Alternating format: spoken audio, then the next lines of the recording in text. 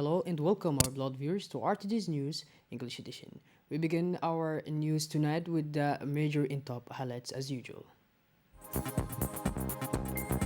The head of state receives a special envoy of China for the Horn of Africa, presidency.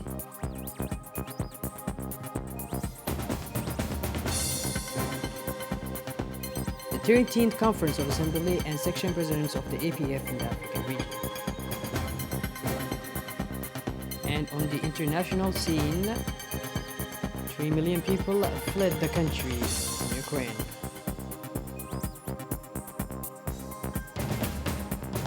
Those were our major and top highlights. Welcome back to our newsroom, our beloved viewers.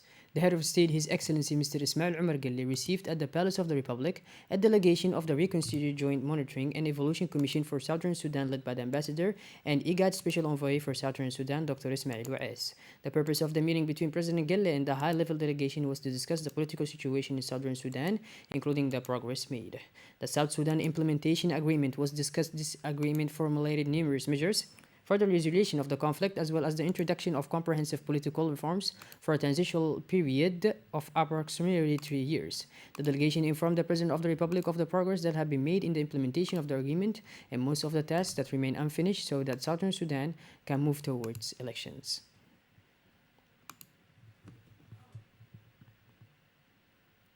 In his speech, the chief of the delegation made a statement where he spoke in English. Let's listen.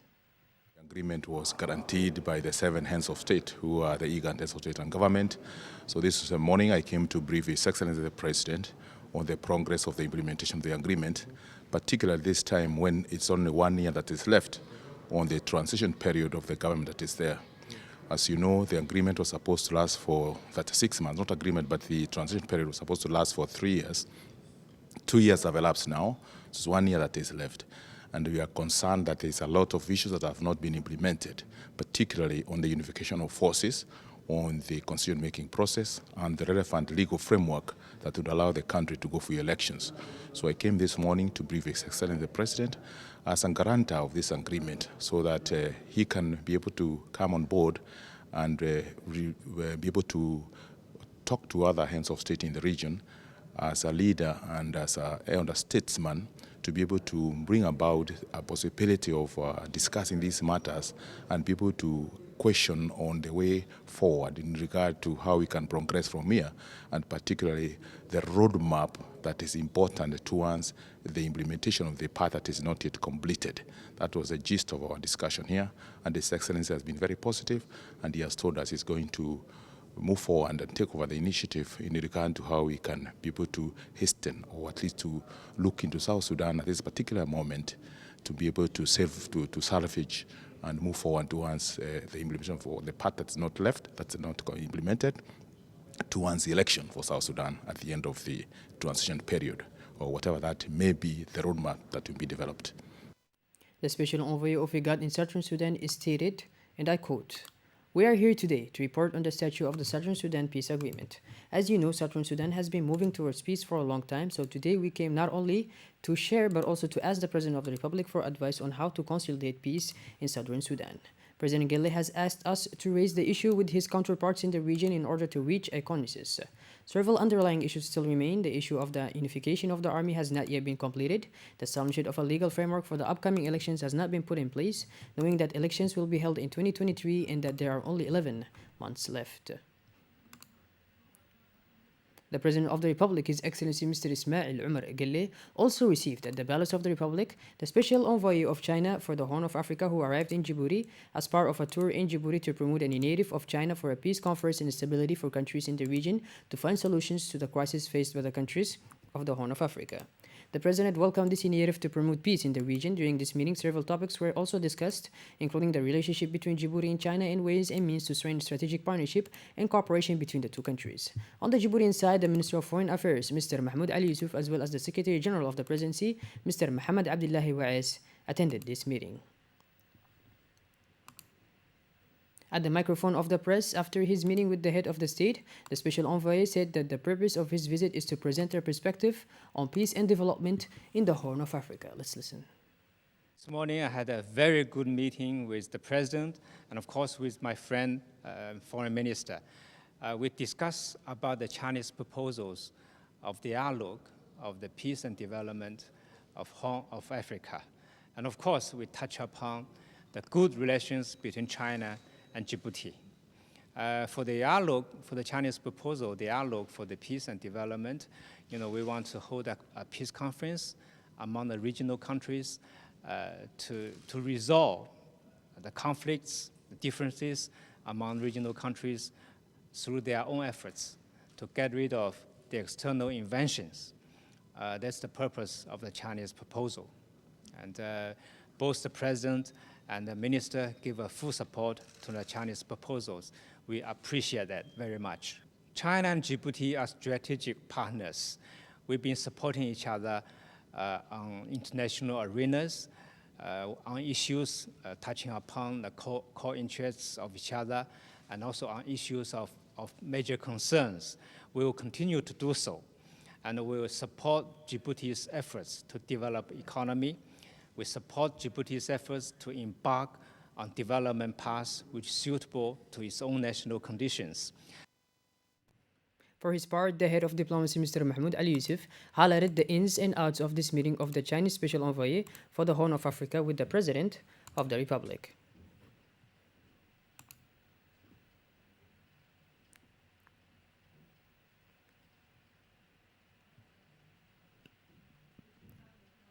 The 13th Conference of Presidents of the Assembly and Section of the Francophonie Africa region opened this morning at the headquarters of the National Assembly. The President of the National Assembly, His Excellency Mr. Mohamed Ali Hamad, the President of the EPF section, Mr. Dilleta Mohamed Dilleta, the President of the Parliamentary Assembly in the Francophonie, as well as more than 90 participants, including the Presidents of Assemblies and Members of Parliaments, took part in this event. The conference will focus for 2 days on topics related to economic growth and the fight against terrorism in Africa. Discussions will also focus on the political and social situation of the French-speaking countries in Africa.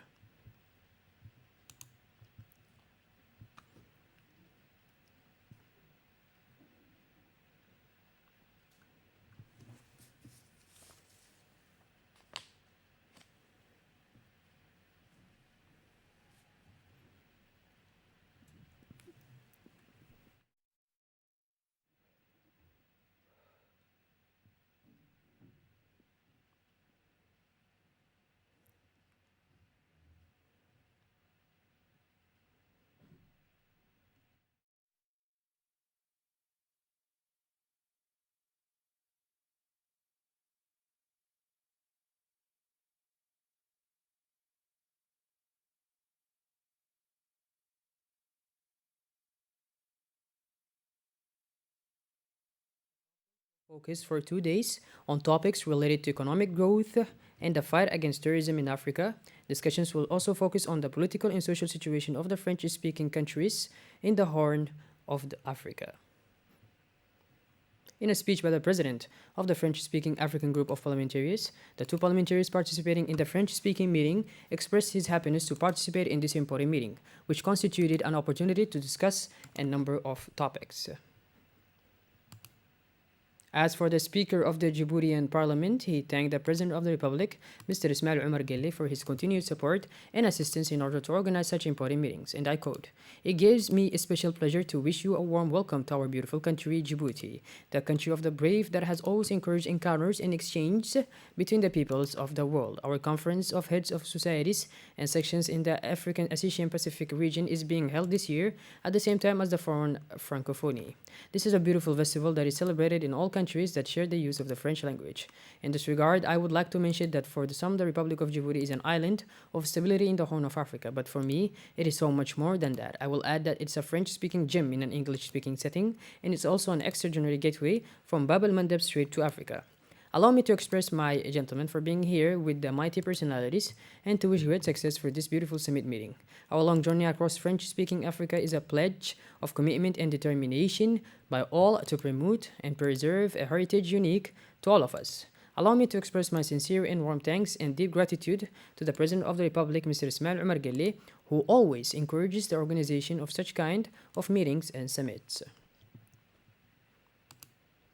in order to strengthen the implementation of government action aimed at primarily at promoting our population from the phenomenon of soaring prices of basic commodities. The headquarters of the Djibouti Ministry of Communication, Information and Telecommunication hosted this morning an important constitution meeting, co-chaired by the Minister of Communication Mr. Radwan Abdullahi Bahdon and his colleague of Trade Mohammed Warsamadere. The meeting is, among others, the Secretary Generals of both departments, as well as senior officials of the various organs of the press and audiovisual, namely the Acting Director General of the RTD, in this case Mr. Aden Abdi Jama', the Director of the Publication of the newspaper La Nation, and the Director of the Djiboutian Information Agency Mr. Abdul Razak Ali.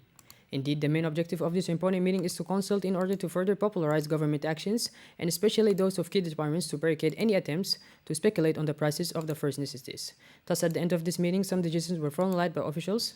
Thus, it was added to accompany the executives of the Ministry of Commerce in order to better inform the Djiboutian population of the prices of staple foods. The RTD intends to take initiative to strengthen the deal as television and radio programs, like roundtables, that was produced this afternoon on our attends, a team composed of journalists and cameramen of RTD with the Ministry of Trade and Leisure. For his turn, the director of the RTD made a statement and said that the meeting follows the recent governmental meeting during which the President of the Republic, His Excellency Mr. Ismail Omar Guelleh, concerned about repercussions of the current world situation on the daily life of our population, held at the Palace of the Republic. As you know, at the end of this important high-level meeting, an action plan to avoid our country the negative economic repercussions of the current international crisis caused by the war between Russia and Ukraine. Indeed, under the leadership of the Ministry of Communication, in charge of Posts and Telecommunication, and the Ministry of Trade and Tourism, this meeting has the ultimate goal of popularizing the main lines of the government action plan and bring to knowledge of fellow citizens the ins and outs of the measures already taken. Thus, it was indeed decided to cover the actions that the Ministry of Commerce and key ministers have been conducting for a week to remedy the situation and barricade any speculation on the prices of commodities. Therefore, RTD intends to launch today programs of television and radio programs and roundtables on the activities of agents of the Ministry of Commerce, and particularly on the current situation. Teams composed of media professionals will also be formed to accompany the sectoral leaders to coordinate and popularize the implementation of the current action plan, which for us represents a priority, he concluded. The Ministry of Commerce and Tourism continues its price control operations throughout the national territory to enforce the prices set by the ministry. The main objective of this operation is to ensure, on the one hand, the availability of foodstuffs of first necessity, and on the other hand, the respect of the prices approved by the Ministry of Commerce and Tourism. This Wednesday, 16th of March, the inspection took place at the level of Balbala districts, namely in Barwago. The controllers noticed increases of the little not justified at the level of the central tradesmen. To this end, all the sales bridges in violation have been closed, and violators have been imposed significant penalties. Finally, the officials took this opportunity to launch an appeal to all economic operators to comply with the prices approved by the Ministry of Commerce, while stating that inflationary practices will not be tolerated because they affect the purchasing power of the Djiboutian household. The Directorate of Livestock and Veterinary Services has organized since yesterday a preparation workshop for the vaccination against the plague of small amateurs against contagious cow prices for the veterinarians and technicians of the department. This workshop was organized by the Department of Livestock in close collaboration with FAO and was closed in the presence of the FAO representative in Djibouti, who in his speech congratulated the Department of Livestock for its dynamism.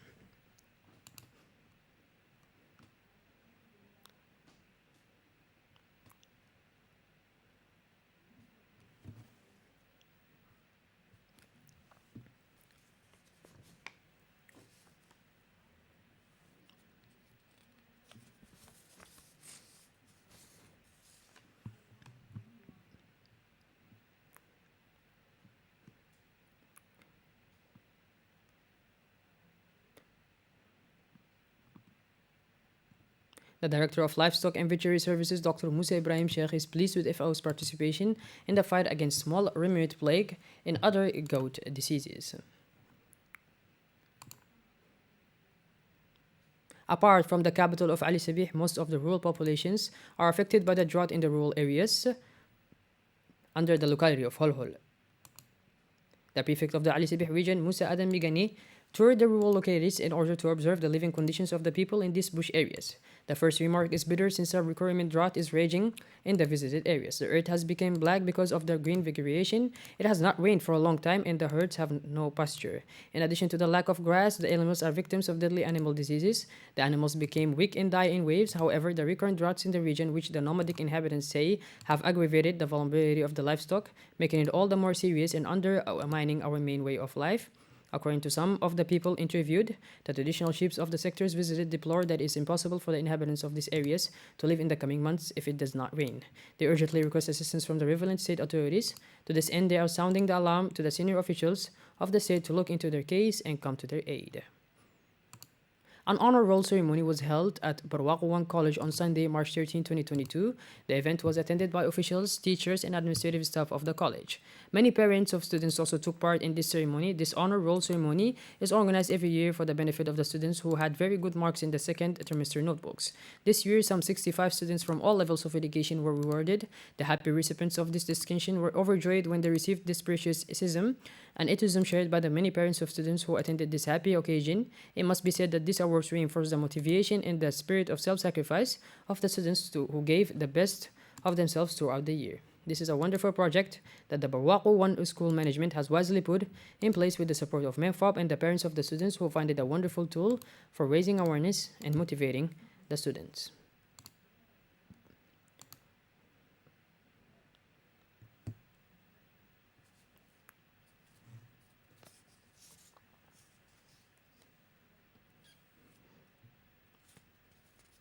We celebrate and we certificate students who get the highest degrees for this semester. So for that, we gave an honor table that we have, and this table is divided for the grade of the student that they bring for the semester. We give them this to motivate them and to do more efforts in their studying. Moving on to the Ministry of Women and Family now, in collaboration with the organization in charge of migrants in the European Union, held a sensitization session for women in the neighborhood. Adults must respect and guarantee the rights of children. The International Convention on the Rights of the Child was adopted by 193 countries, which commit themselves to respect the code of obligations towards their children. The issue of children, like that of women, remains at the heart of the Djiboutian government prerogatives. After ratifying all the international texts relating to the protection and promotion of children's rights, the government has put in place a whole legal, political and regulatory council, as well as several specialized institutions, including those adopted at the 11th session of the Council of Ministers held in July 2021, which, according to their initiators, would create an environment conducive to the development and intellectual, cultural, social, economic, and sporting growth of children. The ambassador of the Republic of Djibouti, actuated in Egypt and permanent representative of our country to the League of Arab States, Mr. Ahmed Ali Bare, today gave a warm welcome to the Sharks when they landed at the Cairo International Airport.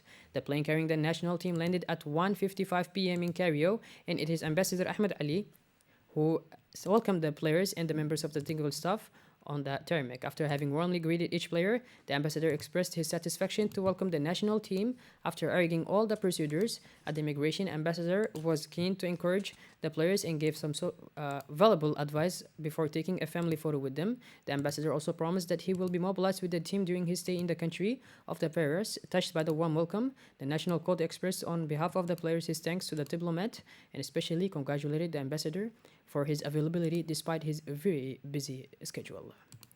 Shifting our focus now to the international scene, our beloved viewers, Europe has not seen such an exodus since the Second World War, and the flow of Ukrainians leaving the country continues to grow. Less than 3 weeks after the start of the Russian military operation in Ukraine, the threshold of 3 million people has been crossed, according to a count published this Tuesday by the International Organization for Migration. We have now reached the mark of 3 million people who have left Ukraine to go to the neighboring countries. Among these people, there are some 175,000 third country nationals, says Paul Dillman, spokesman for the IOM. Half of these people are children, accompanied or not by a parent. A UNICEF spokesman highlighted these alarming figures. Well, by this, our beloved viewers, we finally conclude this edition. Thank you for being with us, and make sure to tune in later for more. Have a wonderful evening. Take care. Good night.